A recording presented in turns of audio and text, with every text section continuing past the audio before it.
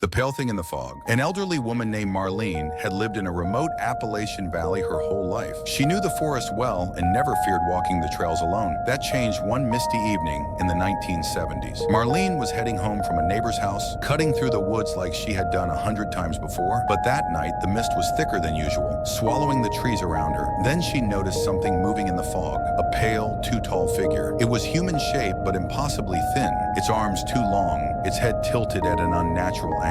She froze. The thing took a step toward her. Marlene did the only thing she could. She whispered an old mountain prayer under her breath and shut her eyes. The sound of footsteps stopped. When she opened them, the thing was gone. She made it home, shaking, and never walked alone in the dark again. Others in her town later admitted to seeing the same thing. Always in the mist, always watching. The Vanishing Man of Dark Hollow. Deep in the Appalachian Mountains, where mist clings to the trees and old legends never die, there's a place called Dark Hollow. Locals warn outsiders to stay away after sundown, not just because of the wild animals or the treacherous cliffs, but because of the Vanishing Man. The story goes that in the early 1900s, a man named Elias Turner lived alone in a cabin deep in the hollow. He was a trapper, quiet and reclusive, and rarely came into town except for supplies. Some say he knew the land too well, wandering paths that no one else dared to follow. One winter, after a particularly harsh snowstorm, Elias vanished. No one found his body, just his footprints in the snow, leading to a frozen creek and stopping. No sign of him falling through the ice. No sign of an animal attack. Just gone. At first, people assumed he had succumbed to the cold, but then the sightings began. Hunters and hikers reported seeing a tall, shadowy figure standing at the edge of the forest, just watching. Some claimed they heard footsteps following them along the trails, even though no one was there. One man, a seasoned outdoorsman, swore he saw Elias's face staring at him from behind a tree, pale and expressionless, before disappearing into thin air. The strangest incident happened to a group of campers in the 1980s. They were deep in the hollow when they heard footsteps circling their tents at night. Thinking it was a bear, they stayed quiet. But then one of them saw something that sent chills down his spine. A man standing just outside the firelight, dressed in old tattered clothes, face half hidden by the shadows. The man took a step forward and vanished. By morning, the campers found only a single set of footprints in the frost, leading up to their tents, but never away. To this day, those who wander too far into Dark Hollow report an eerie feeling, like they're being watched. Some hear whispers in the wind. Others see glimpses of someone just beyond the trees. And if you ever find footprints in the snow or dirt that lead to nowhere, turn back, because Elias Turner never left Dark Hollow, and he might not let you leave either. The stairs in the woods deep in the Appalachian forests, rangers and hikers have reported something that defies all explanation. Perfectly intact staircases standing alone in the wilderness. No ruins, no foundations, just stairs leading to nowhere. One hiker, Michael, had always dismissed the stories as internet folklore. That changed when he saw one himself. It was a crisp autumn morning when he and his friend Liam decided to explore an old unmarked trail near the Tennessee-North Carolina border. About 2 miles in,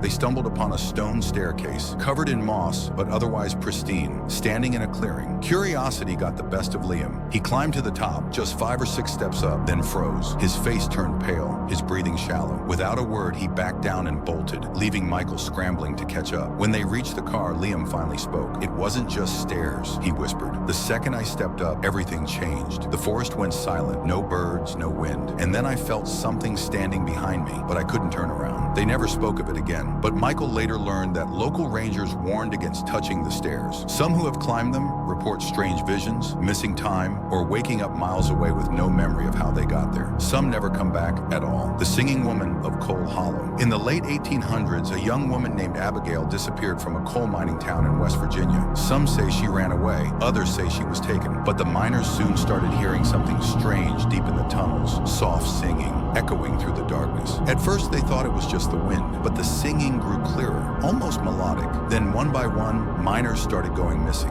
Their bodies were never found, only their tools left behind in the tunnels. The deeper they dug, the louder the singing became. Fearing a curse, the mine was eventually shut down. But to this day, locals say if you stand near the old mine entrance at night, you can still hear her voice, humming a sorrowful tune. And if you hear the singing too closely, run, because Abigail never left those tunnels, and she might be looking for company. The Whispering Forest. Deep in the Appalachian woods, hikers have reported hearing something terrifying. Whispers, not the sound of the wind, not the rustling of leaves, but actual voices speaking in hushed tones, surrounding them, even when no one else is around. One man, an experienced outdoorsman named Jake, decided to investigate after hearing the stories. He spent the night camping alone deep in the forest near the Kentucky-Tennessee border. Around 2 a.m., he woke up to what sounded like murmured conversation just outside his tent. The voices were too low to understand, but they were close, circling him. Jake held his breath, gripping his hunting knife. But when he unzipped the tent and shined his flashlight outside, there was nothing, just the trees and the night. He barely slept. In the morning, as he packed up to leave, he saw something that made his blood run cold. Footprints, dozens of them, surrounding his tent, but all of them were his own. The faceless woman of Roan Mountain. In the 1930s, a hiker named William went missing on Roan Mountain, a misty and isolated peak on the North Carolina-Tennessee border. When his body was found weeks later,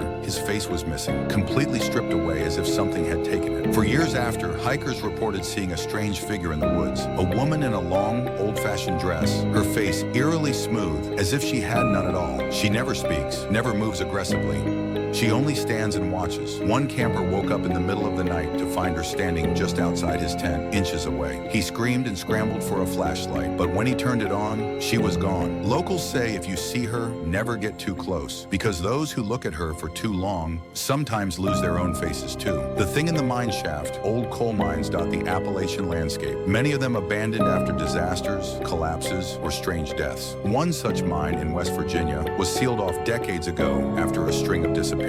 But even today, people say something still lurks inside. A group of teenagers once dared each other to enter the mine one summer night. They squeezed through a rusted opening and ventured inside, laughing at first. But as they walked deeper into the tunnels, the laughter stopped. The air grew thick, the silence oppressive. Then they heard it, a sound like scraping claws on stone. One of them shined his flashlight down the tunnel. For a split second, they saw something. Long limbs, hollow eyes, and a gaping, twisted mouth. It wasn't human. It wasn't an animal. They ran, barely making it out. When they turned back to the entrance, expecting to see the thing chasing them, the mine was sealed shut again, as if it had never been opened. The man with the backwards head. A truck driver was passing through a remote stretch of Appalachian Highway in Virginia late at night when he saw a hitchhiker walking along the road. The man wore an old flannel shirt and jeans, his hands stuffed into his pockets, head tilted downward. Feeling uneasy, the trucker didn't stop. But as he drove past, he glanced in his side mirror and nearly swerved off the road. The hitchhiker was still walking, but his head was completely backwards. He wasn't turned around. His body faced forward, but his head faced the truck. Watching, the trucker sped off and never looked back. When he told his story at a roadside diner later, an old man nodded knowingly and said,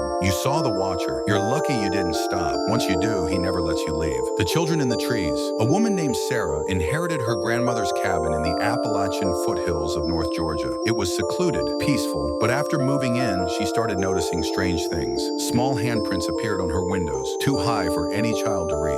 At night, she heard giggles echoing from the trees. One evening, she saw them, small figures perched in the branches, barely visible in the moonlight. Their eyes were black, their faces expressionless. She locked her doors and refused to look outside again. But the next morning, she found something sitting on her porch, a small, dusty porcelain doll, one she had never seen before. She moved out the next week. The phantom lights of Brown Mountain. For centuries, strange glowing orbs have been seen floating over Brown Mountain in North Carolina. Scientists call them electromagnetic phenomena, but locals know better. One story tells of a young couple hiking there in the 1960s. As dusk fell, they saw a bright blue light hovering in the trees. Thinking it was a lantern, they followed it. The light drifted deeper into the forest, pulling them along. Hours passed. Suddenly, the light blinked out, leaving them in complete darkness. Panicked, they tried to retrace their steps, but found themselves miles from their starting point. When they finally made it back to their car, the woman glanced at her watch. It was nearly dawn. They had lost 5 hours. Others who've chased the light say the same thing. Missing time, strange dreams, and the feeling that something not human led them astray. Final thoughts. The Appalachian Mountains are full of legends, but some are more than just stories. People vanish, creatures appear, and time itself seems to bend in these ancient woods. Are they ghosts, supernatural beings, or something older, lurking in the mountains long before humans ever arrived? One thing is certain, if you ever find yourself alone in the Appalachians at night, you're never truly alone.